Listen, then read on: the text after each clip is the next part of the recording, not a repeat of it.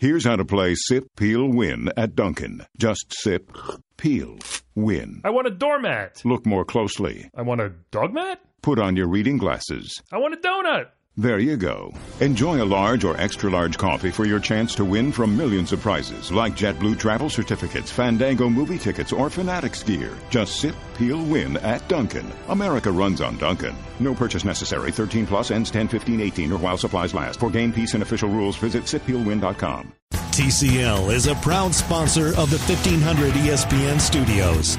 TCL, America's fastest growing TV brand. For those who simply can't get enough talk about the Vikings, we present Bonus Chatter. Bonus chatter about your favorite team that's unscripted, unfiltered, and uninterrupted. This is another edition of 1500 ESPN's Purple Podcast. Go get that first down, let's get a touchdown, rock 'em, sock 'em. Hello, welcome to another episode of the Purple Podcast. Matthew Coller here, former NFL quarterback Sage Rosenfels along with me. How are you this morning, Sage? I'm doing great. Ready to talk about the Vikings midweek. Happy hump day. All right. Well, happy hump day to you as well. I missed that commercial with the camel. That was an all-time great. So I sent you a video of the 75-yard touchdown pass from Kirk Cousins to Stefon Diggs because I was going through the film yesterday and a couple of things stuck out to me that we could talk about, but this play was at the top of the list because I think this is the play that you look at as evidence for why the Minnesota Vikings wanted Kirk Cousins, because the man has an arm and he can really drive the ball down the field. So a couple of things that I noticed on this play, Sage, is one, they had David Morgan in the game instead of Kyle Rudolph to get a little extra protection and gave Kirk Cousins just enough time to throw the ball. It seems like they understand that he's going to get some pressure in situations like that, but are making an effort to keep him clean. And I think that they did a pretty decent job of that against Green Bay overall. Well, let me sort of set up the whole play, and so that this play is what we'd call this in the West Coast offense, and I believe Filippo's offense coming from Philly is probably mostly West Coast verbiage. So this should be called double left stack, Z short, 3-jet solid, deep double post, Z deep cross, halfback burst. That's the name of this play. That's it? So that's pretty simple. That's what they would name it, but my guess is they probably shortened it down to a concept phrase that, has probably changed in the last few years. And so when they become a mouthful like that, you just, you call it Old Brown Shoe or something like that. As long as everybody remembers what Old Brown Shoe is, we're good to go, Right. So, but that is the actual setup of that play. You've got a stack formation at the bottom of the screen. And Laquan Treadwell's sort of the point man, and Stefon Diggs is the guy behind him. And the reason that is because they want Diggs to have a clean release so he can get that speed going over the top. Mm-hmm. And basically what happens is, and this play is best versus man-to-man without a doubt. It's okay versus zone, but any of these deep crossing routes, they're okay versus zone, much better versus man-to-man. Obviously, you're running away from the DBs. They have a lot of ground to cover.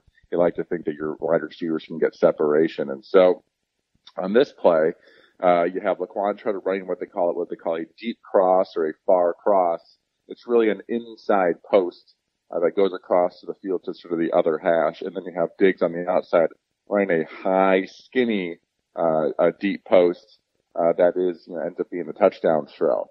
If those two aren't open, then you got Adam Thielen coming across the field and sort of an underneath deep cross from the other side. And if that's not good, then you got the halfback burst by the running back. So to start off with your point, you talk about taking Rudolph out of the game and putting in the number 2 tight end. I mean, I think Rudy's probably just as good as a blocker in these situations. And the reason you leave a tight end in on this play, this is a 7-step drop. Mm-hmm. We're taking a shot. We need to have as much protection as possible. You just can't ask, linemen, 5 linemen to pass protect for this long. Right. And so you leave that tight end in. You also have your running back in, and then he ends up, check releasing and running his burst route. But basically, what Kirk Cousins has to do is just read the free safety down the middle. In a single safety defense, you're just reading that deep safety. You're hoping, and if you can do it with a little bit of eye movement or even a little bit of lean by your shoulders or something, you'd like to get that deep safety to bite on that inside crossing route, which he does. Laquan Treadwell ran a pretty nice route there, had nice depth and nice sort of timing, of it, and looked like to me, Kirk Cousins was sort of looking at him with his eyes, just enough for the safety to be influenced by him, and then you just got to let it go and then make sure you have a good throw, and that the angle that Stefon Diggs comes out is the right angle. So it's one of those plays. It's a big shot. If the safety plays super deep, you either got Treadwell underneath, or you have also Adam Thielen coming from the other side. So it's a really, really good play. It's really hard to defend. It's good versus, it's good versus quarters coverage. It's good versus cover 3. It's best versus man to man. It's a very, very good play. The challenge is usually, do you have enough time to get it off? There's not really play action. There's a subtle sort of token fake in the backfield, but nothing to really slow down the defensive lineman from pass rushing. So the biggest challenge on this play is actually just the protection and have enough time to get it off. So let me say to our listeners who just download the podcast on your phones that I will include a link to the web post that has this play in it, so you can take a look at all the elements that we're talking about. It was interesting to me, Sage, that the one of the safeties steps up, and it kind of looks like a robber type thing, like he's jumping into the route that Thielen is coming across the middle, which creates sort of a single high safety, and then the safety has to pick either to go with Treadwell or with Diggs, and you're right, he goes with Treadwell that maybe he's reading the quarterback's eyes there. I also wondered, though, if you have Laquan Treadwell and Stefon Diggs, and you have to pick one of them, I mean, personnel has to matter a little bit there, doesn't it, for who you're going with, or do you just do what you're supposed to do? Yeah, of course it matters, but I think also, like, sometimes we all sort of get to overanalyze. I mean, as we sit here, on our couches or on our desks or in our offices or whatever on, Wednesday, and we have a couple days to look at this thing, in real time, there's a lot going on for that free safety. So as we sit here and analyze, like, why is he, following Laquan Treadwell across the field and leaving Stefon Diggs? That's easy for us to do, and that's probably something that the Packers DB coach will point out, like who's the more important weapon for the Vikings that you should be cognizant of. But at the time and the play clock and a lot going on and short motion, a stack over here and all different coverages, it's a lot of times really hard for defenders and offensive players to take all that information into account. And you just play with your instincts for the most part. And my guess is, Kirk Cousins probably really subtly, probably where we couldn't tell on film,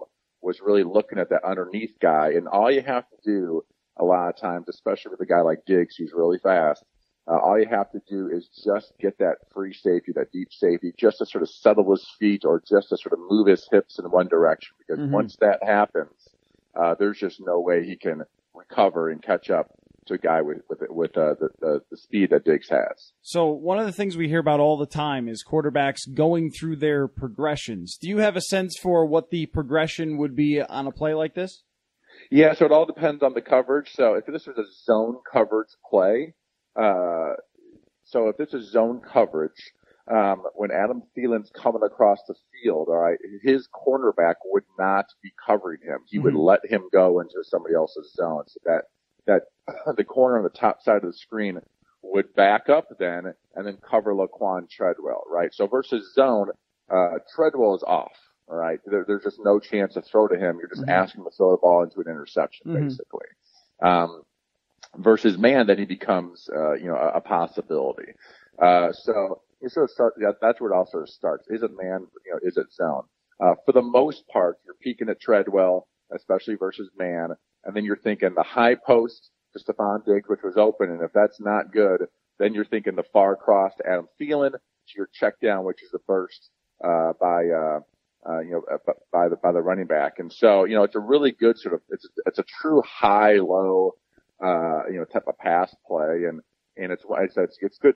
It's good to call it sort of versus all coverages because there's a chance versus all coverages in these sort of pure progression plays like that, like this. Yeah, as I said, it's best versus man. It's good versus quarters a lot. So if this was a cover 4 defense, what they call quarters, the Laquan Treadwell route would not have been all the way across the field. He would have actually went and crossed the face of the inside safety, which would have been the safety on his hash. And so, the routes obviously change versus the type of, coverage that they see. And so, yeah, versus, in cover 2, this may have turned into sort of a inside post. And then my guess is that Stefon Diggs would have probably ran a more, widened almost a go route instead of a post route. If we can almost change to what they call a double go, combination. But still with that, deep cross or far cross, by Adam Thielen. So it's a great play. And again, it all goes back to protection. You drop all these beautiful pass plays. A lot of people do, but if you can't protect the quarterback, it really doesn't matter what you draw up out there. The motion by Thielen, is that giving him an indicator on man versus zone? Maybe a little bit. Maybe a little bit. The nice thing to do a lot of times is to have the tight end side. And then you would see, okay, there's a linebacker covering him outside. Is a safety covering him outside, or is a corner covering him outside? If a corner is covering the tight end, and then say the linebacker is covering Adam Thielen in the slot, it's some sort of zone coverage, right? So that's an easy way to sort of ask the defense if they're going to be in man or zone. But the short motion really is for the Z receiver, Adam Thielen in this situation. He has to be sort of just off the tight end to get across the field. There's just no way from an out wide position he can run, 40 some yards all the way across the field. So you sort of have to get him sort of a head start there. It also, as you get closer to the tight end, a lot of times those corners back up because they don't want to get picked or whatever in some way by another player, especially the tight end if he goes down to a pass route. So a lot of times in those short coverages, in those short motions, you see man-to-man cornerbacks back up because they don't want to get busted in some sort of pick situation. Okay, last thing, and then I have other questions about the Vikings situation here. But the protection that you mentioned, Brian O'Neill had to come in off the bench for Rashad Hill, who hurt his ankle in this game, and he's got Clay Matthews over the top of him, and it looks like a sort of a stunt where Kenny Clark comes behind on his side, and it looks to me like O'Neill picks up on what's going on with the stunt just in time to get enough of Kenny Clark to protect Kirk Cousins just long enough for him to get it off. Yeah, it's truly amazing how close, in a lot of pass plays, you don't realize it, but you go from a touchdown to, complete disaster. Cousins isn't on time in this situation. This is why you see a lot of times, I see a lot of in college football, you see quarterbacks taking 3 and 4 hitches. It's just a totally different game. There's way less timing involved. In the NFL, you take that first hitch, you better, be ready to let it go. And everything has to be on sort of perfect time because the longer you hold the ball, all those twist games, they usually get there. And so, yeah, it was a really nice job by the offensive line. Nice job by the center, I thought, as well. Even though he's not really blocking anybody, he does a nice job of sort of backing up and picking which side is most dangerous. The toughest block in all of them is the tight ends. And as a quarterback, you actually know that. Yeah. A lot of times you know that David Carlson or whoever the tight end is, they're the one who's in the toughest situation because they're going to have the defensive end man-to-man, at least for a minute. Or at least for a second, I should say. They're going to have the defensive end man-to-man. A lot of times the tackle comes down and then comes back to help out. But initially, he's by himself, and that's the weakest spot of that pass protection. Right. Yeah, it's this is one of the great things about the access that we have now to the film is being able to go through all this stuff and give an indication of how many things have to go right for you to hit on a play like that and how many different assignments are. I was also thinking about Cousins because, when somebody hits on a deep bomb, I think we always just think, you just throw it up there, just launch it. How much do you work on throwing 60-yard bombs in practice when you're doing your workouts in the off season, all those sorts of things? Because it's only one play, 2 plays a game possibly, but it made the difference in this one. Yeah. I think the key is usually in plays like this, you have generally a sort of a set spot on the field that a quarterback is sort of trying to throw to, and then the receiver's trying to run to. That's the thing, especially versus certain coverages. As I said, if it was a sort of a cover 2 look, it probably would have been more up the sideline and the route would have adjusted. Mm-hmm. But versus this type of coverage, or even that quarters coverage I was talking about earlier, there's probably an exact spot. So it's probably the hash. Gary Kubiak used to talk about, and Kyle Shanahan used to talk about, we're calling the post route because they're running to the goal post. So you got to throw it sort of towards the goal post, and that's the angle that they're going to set. Is also to the goal post, so we all can sort of be on the same page. Mm-hmm. They would also say, a lot of quarterbacks wait too long, and they try to, with everything they have, throw it as far as they can down the field, 60, 65 yards. But usually the further you go down the field, the less likelihood a completion happens. So this is very much a timing route. When the quarterback throws the football, the receiver at that point should be sort of what they call, sticking it or whatever. So you're sticking that right foot in the ground and really sort of taking that extra burst to the high post, and it all should sort of time out about perfectly, and it really was on this play. Diggs actually, if you're watching the play, Diggs actually slows down for a second, almost like he was thinking he wasn't going to get the ball, and very luckily that did not cause an overthrow by Kirk Cousins. Oh yeah, you're right. I had not noticed this in the other watchings that. Let's see, it's probably around midfield where he kind of looks back like, is he throwing it or is he not throwing it? And then that ends up turning out to be perfect. And yeah, I mean, it actually almost gave him a little bit of room there to work. Like when he slowed down, that the defender slowed down a little bit too.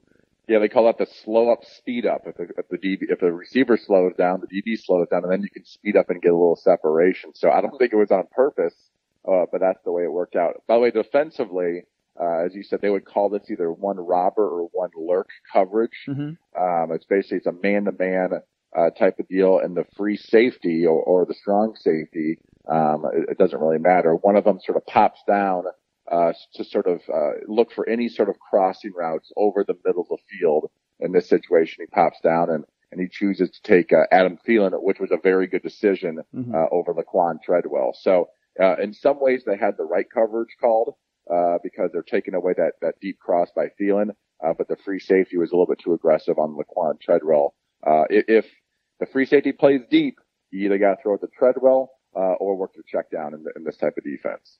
Well, that is a fantastic breakdown, and I look forward to doing more of these with you. And again, I'll include the link so people can go and look at that video and listen back and get the complete analysis here. I'm curious, Sage, when you're a quarterback and you're switching centers, what that's like, because Kirk Cousins gets here and he's got Nick Easton, and then he's got Cornelius Edison, and then he's got Brett Jones after they make a trade. And now it looks like, and we'll see what happens in practice, but at least either this week or next, he's going to get Pat Elflein back. And Elflein last year was fantastic. He was the leader of the offensive line. If you listened, if anybody listened to the Jeremiah Searles episode of our podcast here, he explained why Elflein was so good in his first year. So to get him back is kind of getting the general of the offensive line and somebody who can help the run game. But how difficult is that when you're changing out centers from the quarterback spot? It's really not bad. I tell you what, people don't realize that every single practice you go to, it all sort of starts for the quarterbacks and the centers, what they call center quarterback exchange. And every single day, you're going to get, probably roughly 20 snaps, with different centers. You're usually going to sort of, change them out. Sometimes you get them with the ones, and then the number one, number two quarterback will switch, with the centers. And so everyone sort of gets a quote unquote feel, for a different center. And, there's many times in my career when, the season starts, we add somebody on the practice squad, we add somebody on the roster that's a center, maybe there's an injury, we sign somebody off the street. And, there's always sort of like a sigh of relief, when you take those first couple snaps. You're like, oh, good, this guy can really snap the ball, because some guys struggle with it. They're just not consistent. Maybe they haven't done it that much before in their past. Maybe they were a guard that played a little center, but they were just never a great snapper, whether it's shotgun or just underneath. And so you do really have to practice. If you don't really realize, the center quarterback exchange is very much underappreciated. It's probably one of the reasons so many high schools and colleges now just go to all shotgun, because it is a challenge. And you got to realize these centers, they are blocking 350-pound huge guys, and they have to move as they're snapping. If they snap it and then move, they're going to be late to the game, and that could be everything. So, right. For them they're constantly moving as they snap. You have to ride them, right or left, and a lot of times there's running plays to the right, but the center's blocking back. So if you want to go to the right, your hands have to sort of go to the left. There's more complexity than people realize to the center quarterback exchange, and it's a huge sigh of relief when you get that new center and you're like, oh, okay, I can feel really comfortable in this situation, not have to think about it too much. Because if you're thinking about the snap count, the snap, and you're worried about a bad snap or fumbling the snap, then man, there's sure as heck a big challenge of trying to read defenses and coverages and blitzes and all the stuff that's going on the other side of the football. Yeah, how about the pass protection part of it? I mean, it seems like when you've got a really good center that he just takes all the pressure off of the quarterback, you know that he's got it. Well, a really big center does two things. One, as everyone says, they're sort of the quarterback of the offensive line. They usually set the table. What front are we looking at? What linebacker are we going to be working to? They sort of, what's the initial call? Because once they make their call, then the guards, the tackles, and even tight ends and running backs, they start making their different calls based off of how that center sort of sets the table. That's number one. But number two, they're the ones who sort of begin and create the integrity of the pocket. They always talk about quarterbacks step up in the pocket. Well, if your center and your guards are getting pushed back, 4, 5, 6 yards, there's nowhere to step up. That's where that interior push by guys like Linval Joseph, are so important. So obviously setting the table, but number two, it's creating that integrity of the pocket so the quarterback can step up, and have room to throw. Okay, this has been our most super football-y, in-depth football episode, and I'm really happy about that. Sage, let's wrap here one more thing before we get to our backup quarterback or journeyman quarterback of the week. Let's go journeyman. Backup is disrespectful because most of these guys started. We'll do that in a second. Trap games, real or not? I don't really think they're real. I mean, everyone knows you're only going to get 16 games. And I mean, will the Vikings be as amped for this game as they were for last week's game at Green Bay?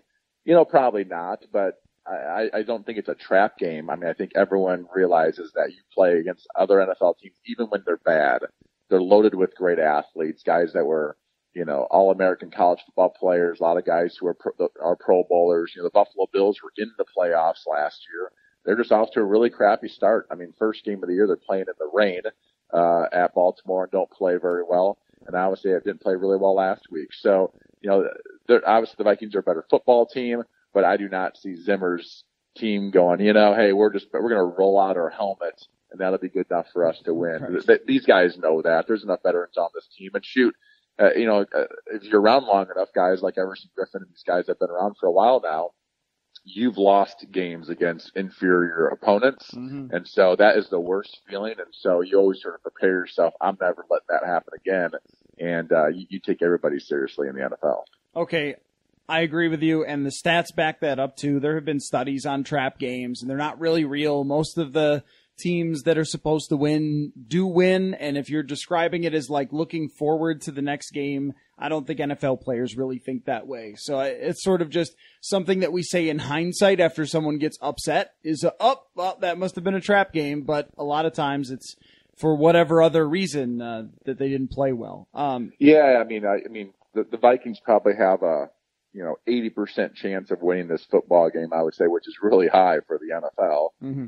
But there is that 1 in 5 chance they lose. So I wouldn't call that a trap game. It's just, the ball bounced the wrong way. They didn't play well, and Buffalo made some good plays, and they could lose this football game very easily.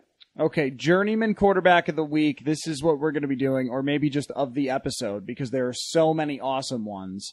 A.J. Feely is the one that I have for you today, Sage, because you played with A.J. Feely in 2004, and I went to his Wikipedia, it's just a treasure trove.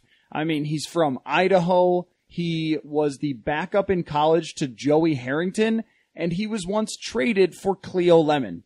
This is why we talk about journeyman quarterback, Sage, because of AJ Feely. So we start off here with this whole this journeyman quarterback conversation started because I brought up Gus Frerotte, I believe, twice in the last episode. And Ray Lucas and Charlie Batch. Oh, that's right. I should have went through them. Well, interesting enough, AJ is one of my closest NFL friends. He's from, sort of Idaho, eastern Oregon, right along the border there, from a small town. So he and I grew up very similar. He's a small sort of farming town of about 6,000 people called Ontario, Oregon.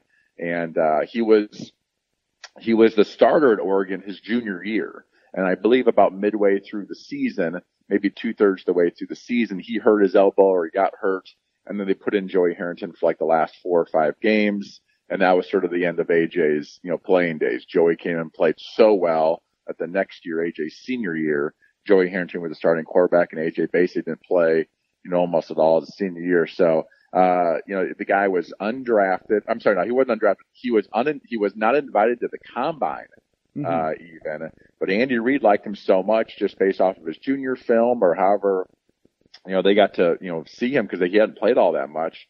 They drafted him in the 5th round and, didn't play his rookie year, just like I didn't play my rookie year, but his second year in the league, came in and did a really nice job. I think he went 4-1, or something like that, maybe 4-0 as a starter in that second year and kept Philadelphia in the playoff hunt, till Donovan McNabb came back from a broken foot or a broken ankle. And, ended up, I was in Miami a couple years later. AJ gets traded down to Miami by Rick Spielman. Rick Spielman traded for AJ with a 2nd round draft pick. AJ was there for about a year and a half. Nick Saban came in that second year and, I had beaten out AJ at that point. I was the number 2 guy. AJ was number 3. And, for multiple reasons, probably they traded him for Cleo Lemon, to the San Diego Chargers. So, AJ went from Miami to San Diego and, we had Cleo Lemon on the team. So, after that, he had a really nice, he and I had very, very similar growing up, very similar career. He played, I think, 11 years for probably, 5 teams, the Rams and he ended up back in Philadelphia, I know, for a little bit. So, he is now, married to a girl named Heather Mitz-Feely, who is a professional soccer player. She has 2 gold medals from the Olympics, and they've got 3 young children. They live outside Philadelphia, and he owns a medical device company or distribution company or something like that, and is completely moved on to the NFL. He's not in the broadcasting game or anything like that. We still chat about it every once in a while on different teams. And I think he likes the fact that I'm involved and paying attention and I can give him some information because, once you're sort of out and you sort of go in the other direction, it's amazing, all the transactions and games and plays and players, that you're not paying attention to, just like most people are out there who you just can't cover it all. So a couple of other notes just from his Wikipedia and stat page. That Coy Detmer was the backup to Donovan McNabb, and then Coy Detmer also got hurt to open the door for Feely to, like you said, go 4-1. Coy Detmer, another classic journeyman quarterback name. And one of my favorite things to do, Sage, is to go onto the Pro Football Reference pages and look at the game log. So every game that the guy ever played, and sort by what his best game was, and almost every single time a journeyman quarterback has some incredible, outrageous night where he just lights everybody up for who knows why. And for AJ Feely, that was December 31st, 2006. He threw 321 yards, 3 touchdowns in a victory for Philadelphia over the Atlanta Falcons 24-17. A 128.5 quarterback rating for that evening. It's my favorite. It's my favorite when a guy shows up and just goes nuts. Now, I think the best game AJ may have ever played, and Dolphins fans remember this, I believe this is 2004. It was a Monday night game. Patriots fans remember this too. Yes, Monday night game. Patriots had 14 wins or something like that. And we were a bad football team. We only had about 3 wins at the time. and Dave Wantz had already been fired, and we're playing New England on Monday night. We're wearing orange Dolphins jerseys, I think, for the first time.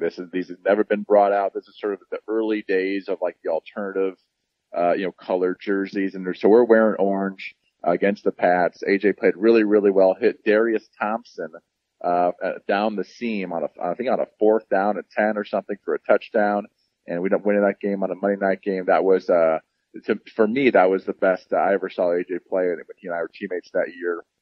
And, he was a talented guy. He was just a good all around athlete, good high school basketball player.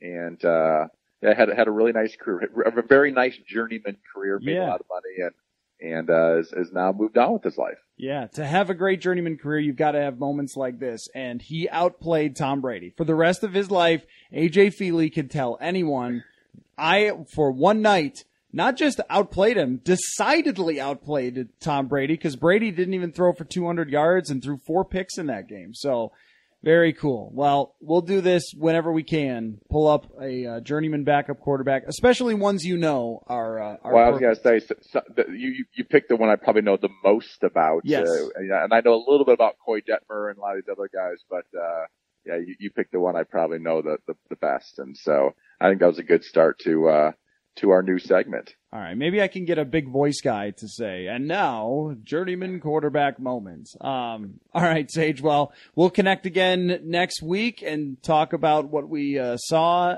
against the Bills, if it was a trap game or not, and then we will preview the Rams game as well. So, Sage, great catching up with you, and thank you all for listening to the Purple Podcast.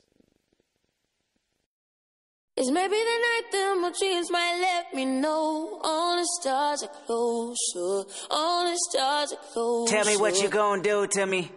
Confrontation ain't nothing new to me. You could bring a bullet, bring a sword, bring a morgue, but you can't bring the truth to me. Alexa, play Kendrick Lamar and SZA. Okay. Maybe the night that my dreams might let me know. All the stars are closer. With Amazon Music, a voice is all you need. Get tens of millions of songs. Download the Amazon Music app today. I'm Rita Foley with an AP News Minute. President Trump visits hurricane-ravaged North Carolina today.